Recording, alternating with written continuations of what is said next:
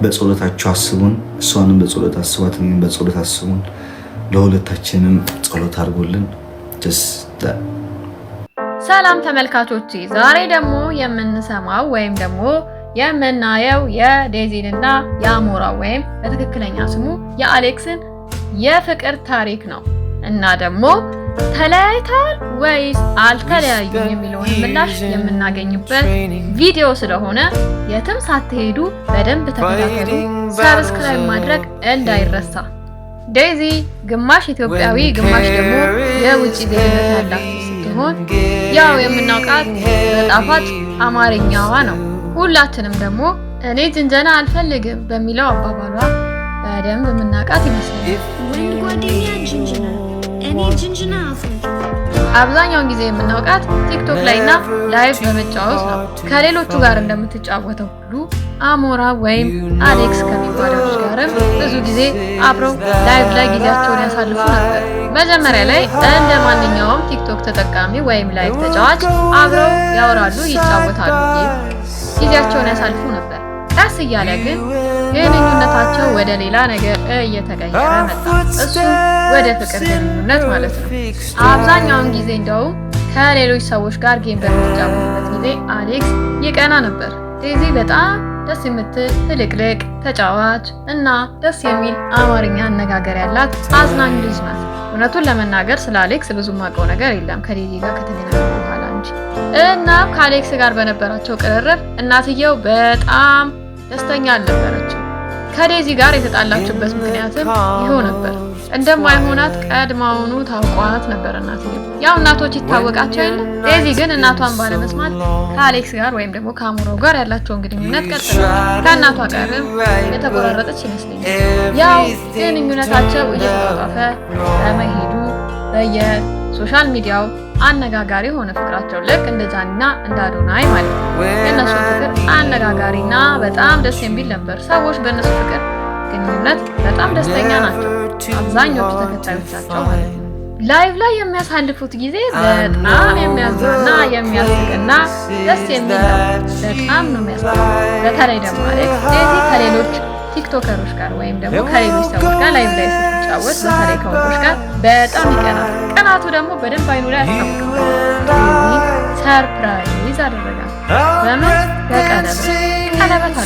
ያው በቀለበቱ ዴዚ በጣም ደስተኛ ነበረች። በጣም ነበር ያስቀናል። እናም አብረው በተለያዩ ሀገራት አብረው ይዞሩ ይዝናኑ ነበር። ብዙ ጊዜያቸውን አብረው ነው የሚያሳልፉት። አብረውም ነው። ከጥቂት ጊዜያት በኋላ አንድ ነገር ተፈጠረ። እሱም ምንድነው? ዴዚ አረገዘች። ዜናው ሁሉንም ያስደስታል። እሺ አሁንስ በዴዚና በአሌክስ ወይም በአሞራው መካከል ምን ገባ? ምንስ ተፈጠረ? አሁን ላይ አብዛኛው ሶሻል ሚዲያ ስለነሱ መለያየት እያወራን ስለ መለያየታቸው የአሌክስ ምላሽም ይህ ነበር። አንድ ሰው እረፍት ፈልጋለሁ ካለ እረፍት ፈልጋለሁ። የሰው ልጅ አስገድደህና ልትለው አትችልም። 10 ጊዜ ውስጥ ፍቃድ ከሌለ ደስ ካለ ታስገድዳት አትችልም። መጨረሻ ገባችሁ አይደል? አፈቀርኳት እንጂ በቀለች ማልገዛዋት እንከለታለ። እኔን ግራ ያጋባኝ ደግሞ ይሄኛው ንግግሩ ነው። ዴዚ ነው 6 ሰዓት ነው የምነሳው። 6 ሰዓት እወጣለሁ፣ ማታ ነው የምገባው። አንዳንድ ጊዜ ውለታ ቤት አትሆኑ። እንወድሻለን ተባባላችሁ አይደል? ለሷ ወዶ የሚያረግላት የሚያከብራት ሰውንም አክብሩ። ሰዎች በእርግጥ ይሄንን ፓርት ብቻ ቆርጠው አውጥተው ወሬውን ሲያራግቡት ነበር። ትክክለኛው የቱ ነው? ትክክለኛው ምላሽስ ምንድነው? እውነቱን ለመናገር ተመልካቾች እኔ በጣም የትኛው ልክ እንደሆነና የትኛው ልክ እንዳልሆነ ማወቅ አልቻልኩም። እውነቱን ለመናገር ግን ልክ ትክክለኛው መረጃ እንዳገኘው በቀጥታ ደርሳቸዋል። ለነገሩ ወንዶችን ማመን በጣም ከባድ ነገር ነው። እውነቴን ነው የምላችሁ ተመልካቾች፣ ወንድ ልጅ እንዳታምኑ። አይታመንም፣ ምናቸውም አይታመንም። የሆነ ሰዓት ላይ መች እንደሚቀየሩባችሁ አታውቁ። ቆንጆ ስለሆናችሁ ብቻ እስከ ዘላለም ይወደኛል ብላችሁ እንዳታስቡ። እኔ መክራችሁ ይሄንን ነው። ራሳችሁን ጠብቁ።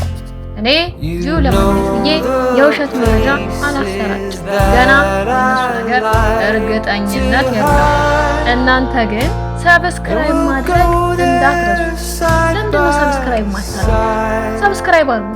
እኔ ጥሩ መረጃዎችን የምትፈልጓቸውን ታሪኮች አቀርብላችኋለሁ። እናንተ ግን ሰብስክራይብ ማድረግ አትፈልጉ። እና ደግሞ እንዲቀርብላችሁ የምትፈልጉት የቲክቶከር ወይም የምታውቁት ታዋቂ ሰው ታሪክ ካለ ኮሜንት ላይ ጻፉልኝ። ቆንጆ አድርጌ አቀርብላችኋለሁ።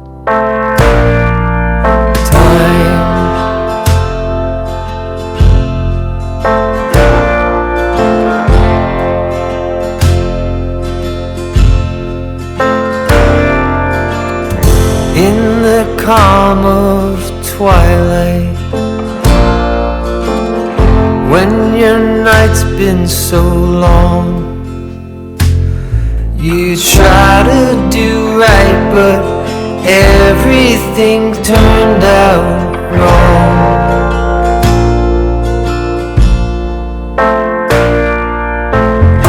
When I need or want you, you're never too hard to find.